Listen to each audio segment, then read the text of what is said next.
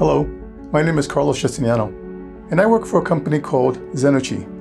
At Zenerchi, we're building a complex model of human physiology, and we're using RedisGraph to power a biotech platform we call the BioGraph. In this presentation, we'll examine graphs, RedisGraph, and the exciting possibilities they offer. Thanks for joining me. Before we begin, I'd like to thank Redis Labs for their ongoing commitment to supporting our strong and vibrant Redis community. In our challenging times, they could have simply canceled this conference. I'm grateful for this opportunity to prepare this presentation for you. I'd also like to thank the Redis community, and in particular, the contributors to the many Redis-related open source projects we all use. I've structured this presentation to provide you, the viewer, with an introduction to graphs before proceeding to more advanced topics. If you're well-versed in the use of graphs and RedisGraph, then feel free to fast forward through the first few introductory sessions.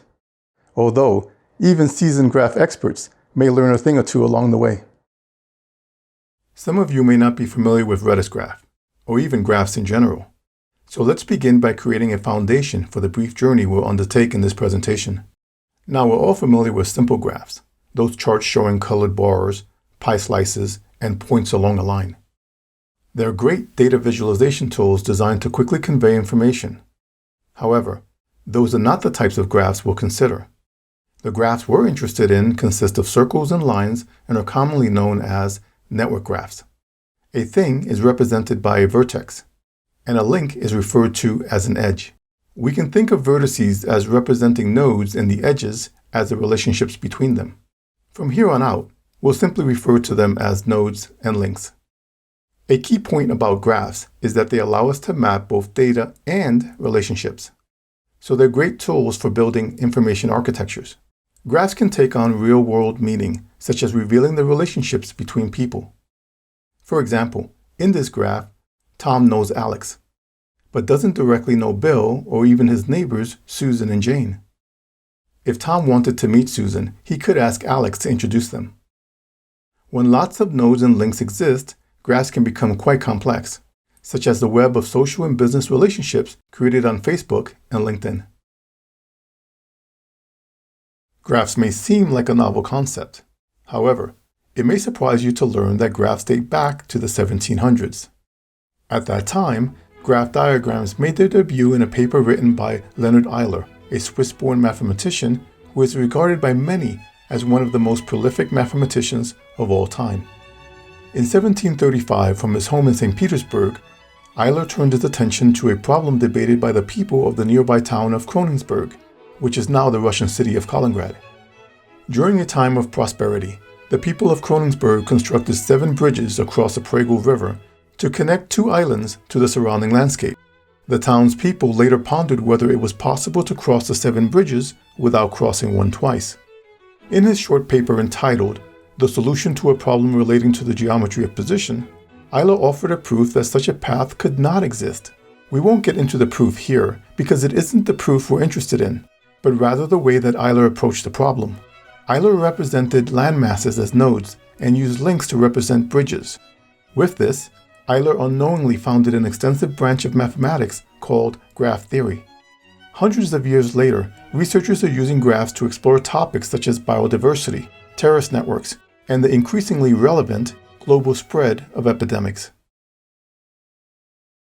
The more we consider graphs, the more we find them everywhere we look. If you consider a map of the New York City subway system, or any subway in the world for that matter, and if you label the train stations as nodes and the routes connecting stations as links, you'll quickly see a graph emerge. A look at cities throughout the world reveals airports, and in larger cities, airport hubs, which connect flights to other flights and destinations around the globe. Yes, the paths of air and ocean travel also form a network graph. As such, graphs are vital to worldwide shipping logistics. Consider 3D games. The characters and terrains are built from wireframe models called meshes, which are essentially graphs. In fact, the process of applying a texture to a wireframe model involves mapping an image onto the surface area within vertices and edges, in a process known as texture mapping. Ever wonder how computer game characters find their way within a game world? Dijkstra's algorithm, employed in computer game AI, uses a weighted graph to find routes. Turning our attention to nature, trees and plants also exhibit graphs. In a tree, the points where branches split into two or more branches can be considered nodes, and the branches themselves, links between nodes. Upon even closer examination, the leaves of a tree reveal a network of passages which deliver water and nutrients to vibrant leafy greens. Within our own bodies, our arteries and nervous system also form network graphs. In truth, we need reflect no further than our own thoughts to realize that the neurons in our brains form a network graph. Perhaps our friends at Neo4j said it best in this actual cipher graph query. Indeed, graphs are everywhere. So the really great thing about RedisGraph is that it allows us to build graphs while leveraging the full power that Redis has to offer. Let's take a closer look. We'll begin by downloading and installing a Docker container including RedisGraph. This is only one way of trying RedisGraph. For other methods, visit the RedisGraph project page at oss.redislabs.com/RedisGraph. In this segment, I'll assume you have Docker installed on your machine. If not, head on over to docker.com and look at the Docker desktop to get started. Dropping down to the terminal prompt, we'll pull the 2.0.10 release of RedisGraph. Next, we'll run the container we just pulled. Now note that we could have simply typed the next command, which would have pulled a container if it wasn't already downloaded. But I've chosen to do this the long way for added clarity. Great, now Redis is running with a loaded RedisGraph module. Next, let's open another terminal pane to download Redis Insight, a handy tool for working with Redis using a web browser. Another reason for using Redis Insight is that the latest version has support for visual graphs. This isn't something you get if you only use the Redis CLI. First, we'll pull the Redis Insight container and then run it. Again, just typing the second command would suffice. Okay, pulled. Now let's run it. Redis Insight is now running, and we get a message that we can access it from a web browser at the local address 0.0.0.0. port 8001. We're greeted with a dashboard that is being served from the Redis Insight container. You can create your own database by clicking on the Add Redis Database button. Let's implement the Friends graph example we saw earlier in this presentation. So I'll create a database called Friends. Next, I'll use my machine's IP address as the host, since it's the same machine we just ran RedisGraph on. I'll use this Friends database to host a number of graphs in this presentation. So we select RedisGraph from the menu. Now that we have a database called Friends, we can proceed to create our graph, also called Friends. Right on. Now we're ready to start adding nodes and links. Many of you are familiar with database programming languages such as SQL. Graph databases are considered NoSQL databases, although older graph databases have been implemented using relational databases. However, that's a story for another day. RedisGraph uses the Cipher graph database language created by our friends at Neo4j for their graph database by the same name. I like the Wikipedia definition for Cipher. Cipher is a declarative graph query language that allows for expressive and efficient data querying in a property graph.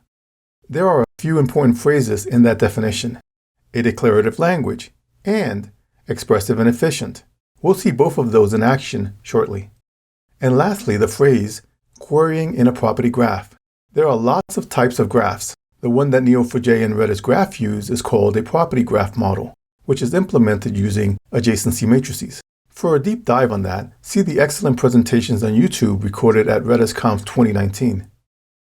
Let's see how the Cipher language can be used to populate our friend's graph. Here is a graph that I introduced earlier. Tom is interested in meeting Susan, but isn't directly connected to her, meaning he doesn't have a nose linked to her. We'll get to that shortly. Now let's begin by adding individuals to our graph. We can use this Cipher query to add a person named Tom. The query has a label, person, and a property called name, which is assigned the name Tom. Let's add all of our people in one pass. We see now that one label was added. That's the person label in our query. It's the same for every node, so it's only created once. We also see that 5 nodes were created, one for each person, and that we have 5 new properties which represent the 5 name properties identifying each person. We can also view our graph using another Cypher query. Here we see that we've added a lowercase p in front of our label. That creates a variable that we can later reference. The return portion returns all of the nodes which have a label of person. And now we see all of our individuals. If we wanted to view only one person, we could use the following query. This query restricts the search to a single person with a property name of Tom. And now we only see Tom. So far, so good. Now let's add the graph relationships linking who knows whom. First, Tom knows Alex. Notice that we start by matching for 2 people, Tom and Alex. We use the variables p1 and p2 to identify each match. Then we use a create statement to create a link called knows between each node. Lastly, also notice that there is a greater than symbol pointing to p2. That arrow syntax is used to show which way the relationship flows. This is why Cypher is referred to as a declarative language, which is also expressive. Nodes are wrapped in parentheses and links use dashes and brackets. This has been referred to as ASCII art for graphs. The syntax also makes Cypher easier to learn. So Alex knows Susan and he also knows Bill. We'll extend our query to include 3 people. Notice that the 2 knows links are simply separated by a comma.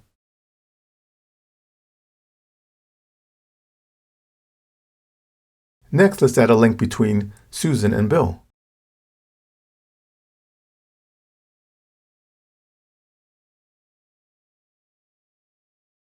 And another between Bill and Jane. Let's have a look at the resulting graph.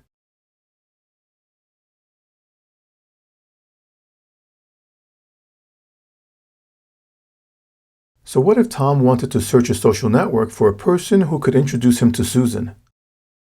What kind of query could we use? So that longish query requests a person that Tom knows, but which is unnamed to assume that Tom has many friends and doesn't know which one knows Susan.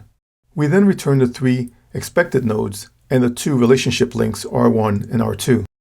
So that's known as a friend of a friend relationship. Here's our graph result.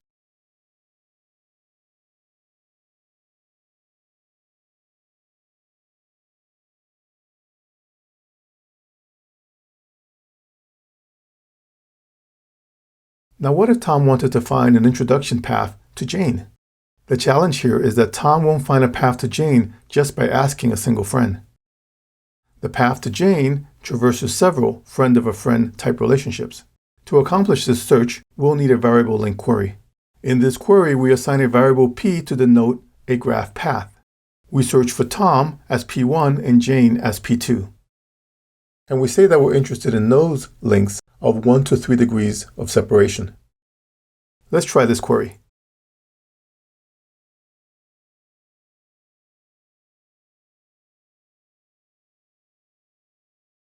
Now we see that the path between Tom and Jane requires Tom asking his friend Alex to introduce him to his friend Bill, who can introduce him to Jane. This is only the tip of the iceberg of what you can do with graphs. At Zenerchi, we're also using RedisGraph to organize and process biometric data. You're likely familiar with the acronym IoT, which stands for the Internet of Things. In fact, you may have one or more Alexa devices automating your home or otherwise keeping you company during this time of social distancing. Many of you may not be familiar with the acronym IOB or even iOS. Note, the latter doesn't in this case refer to Apple's iPhone operating system. Rather, IOB refers to the Internet of Bodies, and iOS in this case refers to the Internet of Sports. Despite perhaps not being familiar with these acronyms, you are undoubtedly familiar with the Apple Watch, Fitbit devices, and a host of other devices which help many of us track our health and well-being.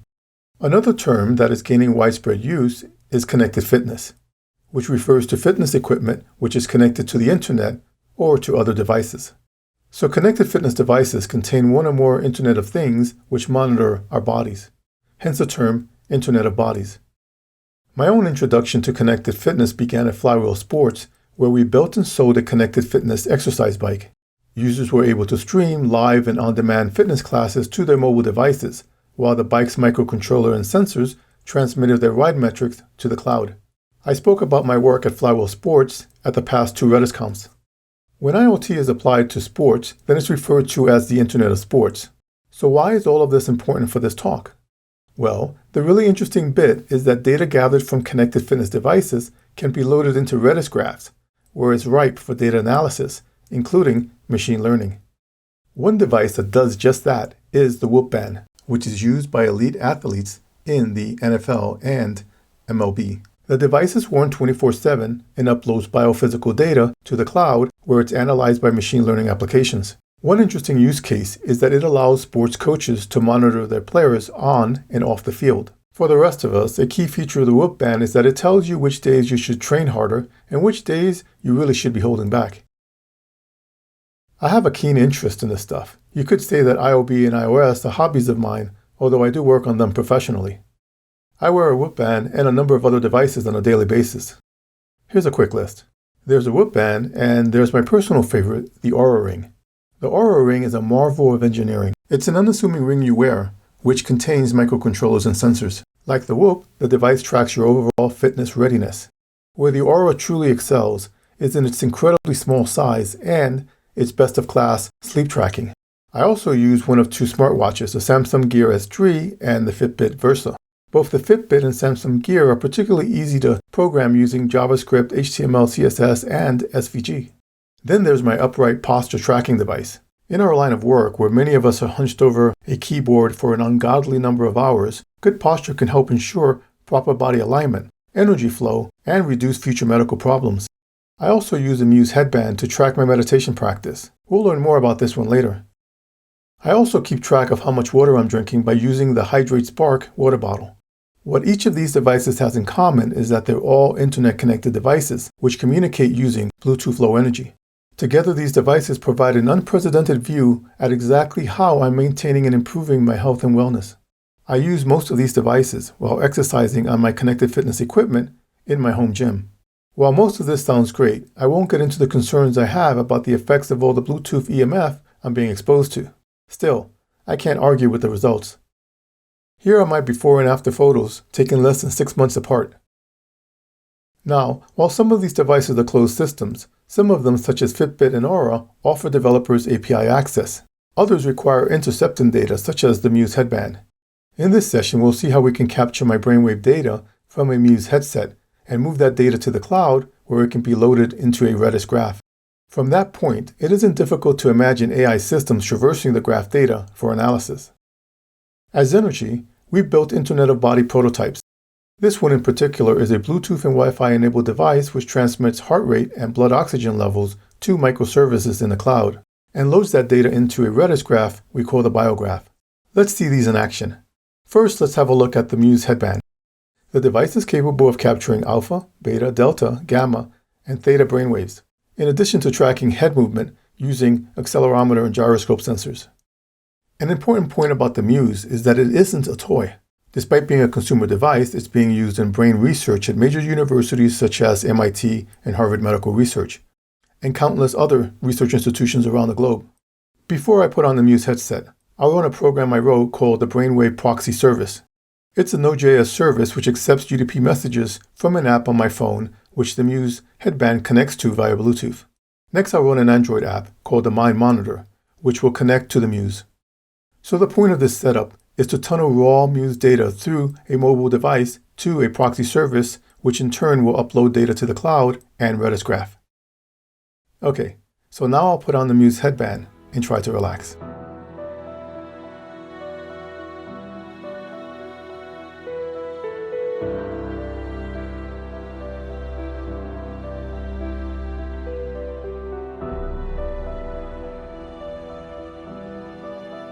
The app connects to the Muse and begins transmitting UDP packets to the Brainwave proxy service.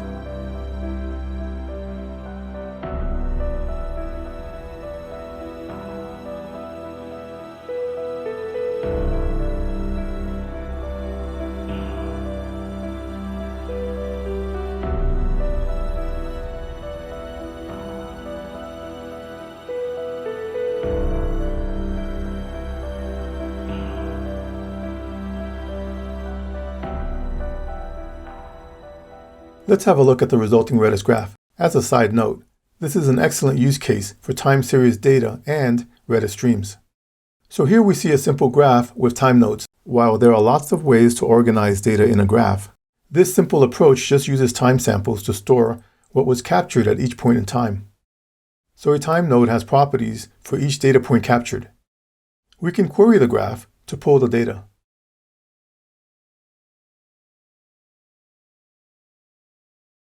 Let's look at another example. This is the custom prototype we saw earlier.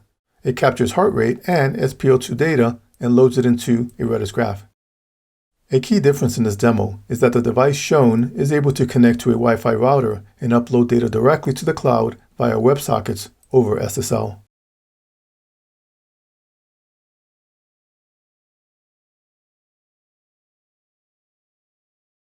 Here, I'll take a sample. Let's see that data point on the graph.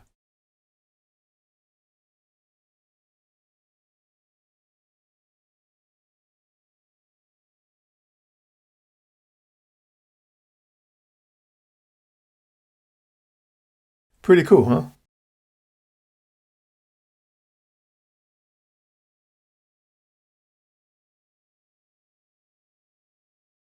Let's take another sample.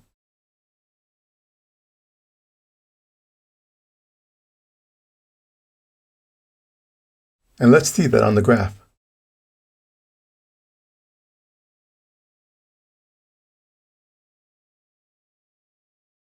In summary, we live in an increasingly connected world, a world in which we're able to send device data to the cloud and use Redis to consume that data as we transform it into information. At Zenerchi, we're building a complex biograph. I can't share the full graph, but I can demo a scaled-down version. In this section, we'll construct a graph which maps a biological cell and its components. Then we'll examine how it can be used to organize related information. We'll conclude by exploring a relationship between the coronavirus and eukaryotic cells. While you can create a Redis graph using the Redis Insight tool we saw earlier, if you're creating a complex graph, you're going to want to build your graph programmatically, using a RedisGraph programming language for your language of choice. For example, head over to the RedisGraph project page and look at the Using RedisGraph section under the table of contents.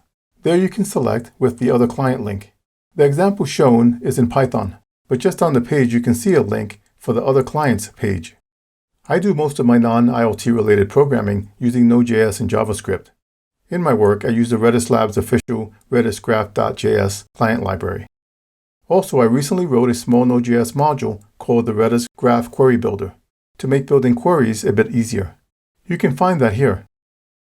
Years ago, I wrote a program called Graph Builder for my work involving the use of the Neo4j graph database. At Zenerchi, I updated that program for use with RedisGraph. Graph Builder essentially imports CSV spreadsheet files and uses the data to build graph queries. A cool feature of the program is that it also has an AutoScript concept, where it can read text files containing queries and apply them to a graph. In this way, the Graph Builder is essentially a graph mutator. Let's begin by ensuring that we have an empty database. We have a friends database, but we don't have a biograph database or graph. Okay, let's go ahead and run Graph Builder. If we just execute the script without parameters, we can learn a bit about it. So we can see that the program is a tool for executing a series of graph mutations. Basically, we're able to apply one or more commands to mutate a graph. We'll run all of the commands using this one statement. So from left to right, the first command script flushes the database if one already exists. Then we seed the database and apply updates. The last two scripts seed COVID-19 data and apply further updates. Okay, here we go. The program has a bunch of console log messages showing us the queries it ran. Now let's have a look at what it created. Now we see that we have a biograph. Zooming into the graph, we start to see node details and relationship links such as contains, documents, and assets. Let's search for a cellular component called the mitochondrion.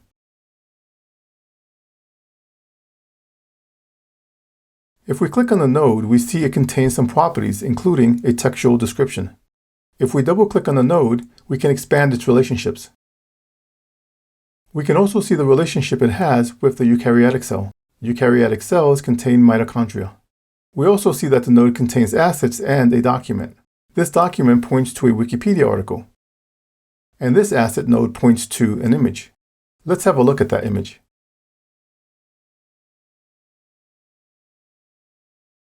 So this is a basic example of how a graph can be used to organize biological information.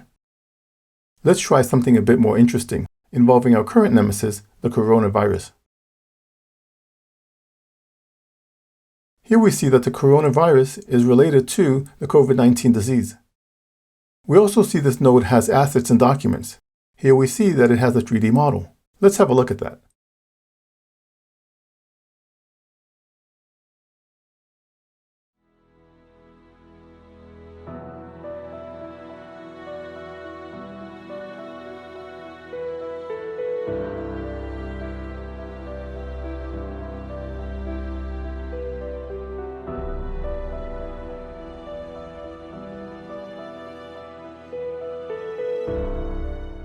Returning to our graph, we see that if we double-click on the COVID-19 node, we can see a clearer diagram of relationships.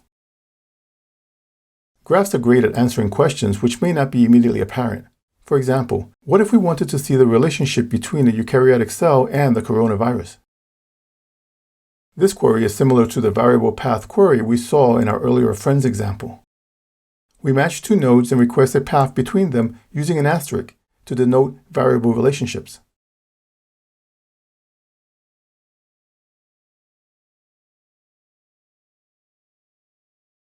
Here we see that the eukaryotic cell has a cell membrane which can be penetrated by the ACE2 enzyme as a carrier for the coronavirus.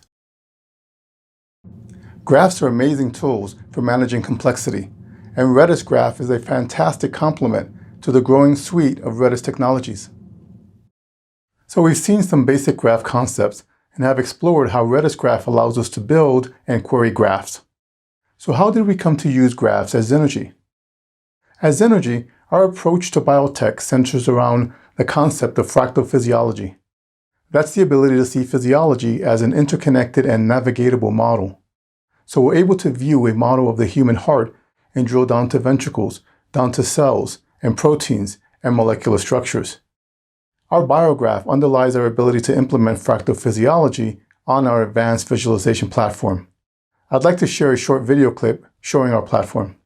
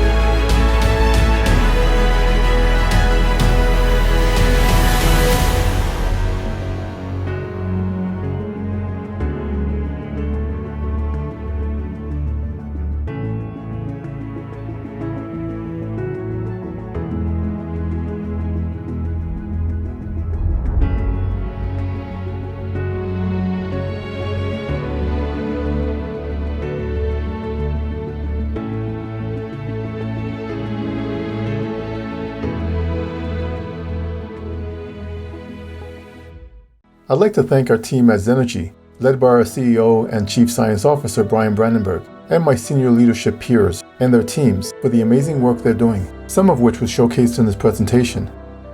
As a longtime fan of graph technologies, I can't wait to see what you'll create using RedisGraph. Stay safe, friends, and thanks for watching.